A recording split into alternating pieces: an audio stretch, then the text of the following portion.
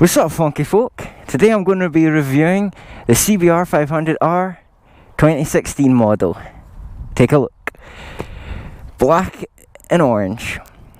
Standard UK colours for this model. As you can see, I don't have the stock exhaust. I got rid of that and got a fancy carbon fibre exhaust to make it look and sound 10 times better. So, first off, we have carbon fibre, Tankpad, carbon fibre, fuel cap. I don't think they come standard, I was given them. We have all the usual stuff: kill switch, hazard warning lights, ignition, honk, indicators, and high beam, low beam, passing light. For the dash, we have speed, fuel, what else? The revs, the clock. We have different settings to look at. We have trip A for when you're going on a trip, obviously. Trip B, miles to the gallon, and currently mine's at 74 miles to the gallon, but I believe that the most you can get is 82. That's what it says on the manual, but depending on your ride, clearly it's going to differ. We have a short window, tons of poo on the front of it. That's going to need a wash, but whatever. LED lights, ABS standard, neon front brakes, 120 front tyre, 160 rear tyre, and what else? It has the fancy amount of space in the rear seat. Boom! So much space. Oh well, there's no space, but what are you gonna do? It's a sports bike. Fit a water bottle in there, that's about it. Still. Anything else you need to know? Carbon fibre in crevices. And yeah, that's about it. It does 0 to 60 in 5 seconds. I've done it, and yeah, pretty much that's what it says it can do. It does 120 top speed, maybe more if you go downhill. And well, I'll turn it on and you can hear for yourself what it sounds like with the non-stock exhaust. Sorry, I got rid of the old exhaust. And hopefully you can hear.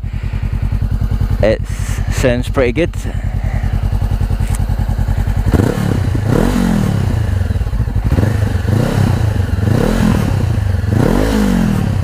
It crackles and pops. Snap, crackle and pop with the exhaust. And we'll get on the bike and go for a ride and see how it is. Alright, so we're on the road now. It's quite comfortable. There's a good seat, good ergonomics, keeps you quite upright. 47 brake horsepower, perfect for the A2 license that it is designed for in the UK market anyway. I don't know about other countries, but it's a perfect learner bike. It's got great speed, great torque, well, everything you want in a road bike. Compared to 600s, it's quite big. This bike is 194 kilograms, which is kind of heavy for something with such little power, but you don't notice it, and we'll see how fast the acceleration is. And like that, we're at the speed limit.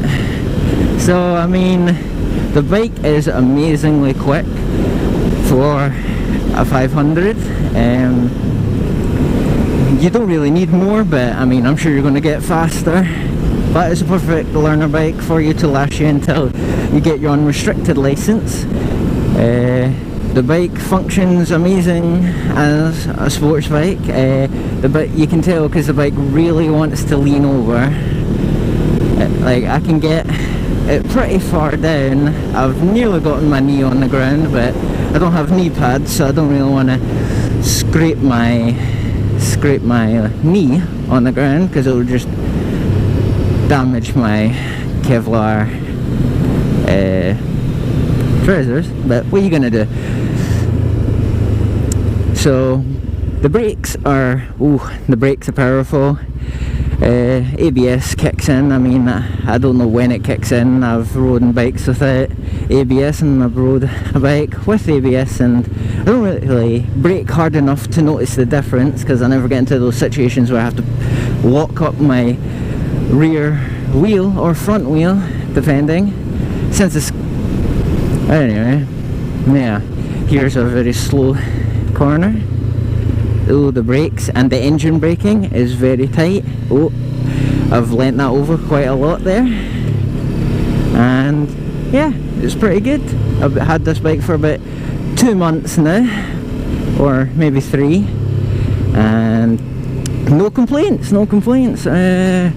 I've heard that there has been some problems with windscreens. They make a little buzzing noise as soon as you get to a specific RPM. I know I had that problem, but after I took it into my first service, that problem disappeared.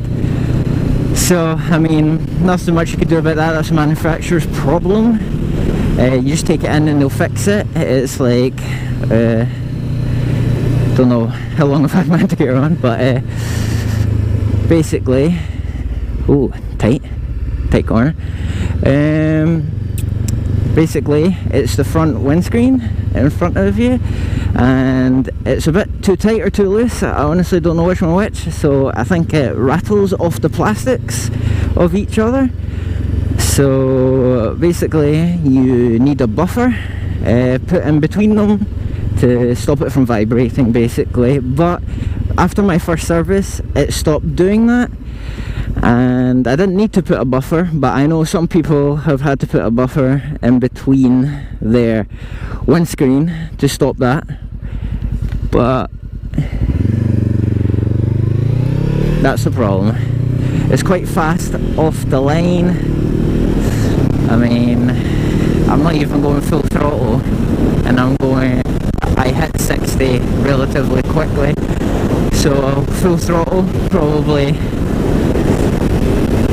hit the 5-second mark, or shorter or longer, depending on how good a rider you are. I'm new to riding myself. I've only been riding a year, and I was on a 125, and it was a pretty bad bike, but no ABS and stuff, and it got me from A to B. This bike, however, is amazing. Nothing bad about it. I can't even say anything bad about it. It's better than every single other A2 bike, I feel. I mean, there are lighter A2 bikes like the Yamaha R3, which is I was going to get, but I decided to get this because, well, why not get the horsepower that you want, the maximum amount that you can get for the restricted license. I know Americans over in USA can just hop on any bike, but over in United Kingdom it's a bit more strict passing the tests. Well, not passing the test, but getting faster bikes, they try and restrict you, which is not awesome. But what are you going to do? Try to save lives, government. Oh well.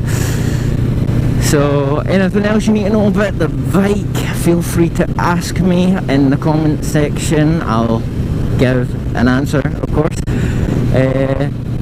But yeah, nothing bad about it. It works perfectly. I've got it at 1,200 miles now, over 2 months, no issues with it.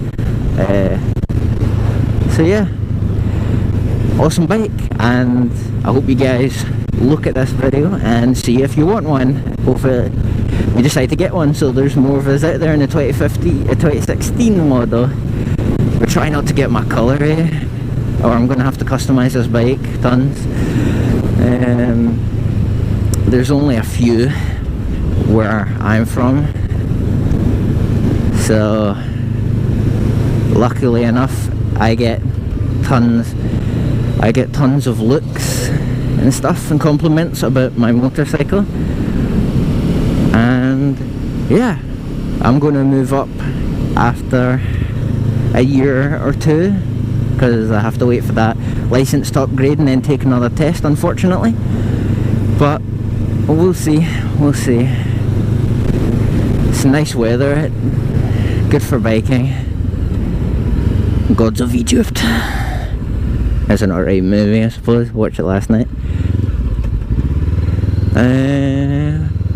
Other than that, there's not much else to mention, unless of course I've forgotten something, and then feel free to ask. It comes with a bunch of accessories. Mine didn't come with a rear hugger to keep basically the mud off my undertail, so my undertail can get good lean there, and a bus right in front of me, unfortunately. Capsules. Well, woman, I feel fantastic. Christy Gallagher, TV presenter. She is so famous that she's on a bus. I'm proud of her. Anyway. Oh no. Please move bus. Anyway, yeah, rear hugger to keep the mud out of my rear tail, because where I'm from in the United Kingdom, it rains a lot of the time. Not today and lately because it's nice weather, but you know, that's luck basically.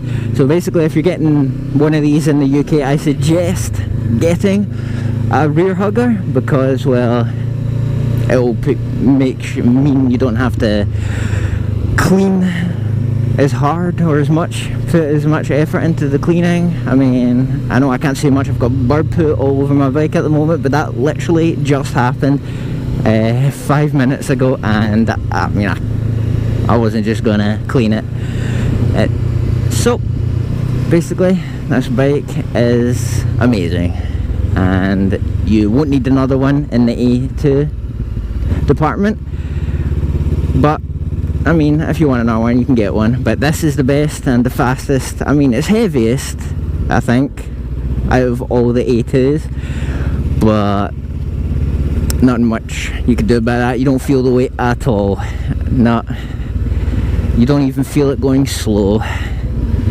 So feel free to get one of these bikes, regardless of if the weight puts you off, because you will not feel it a single bit. And compared to 600s and stuff, you can keep up with them. You can keep up with them amazingly, because I mean, in straights of course they're going to beat you, but I mean, this thing can get some good speed in the straights as well. But in the corners, this thing is amazing. It just glides and stuff. So I mean, that's all you could really ask for in a motorcycle.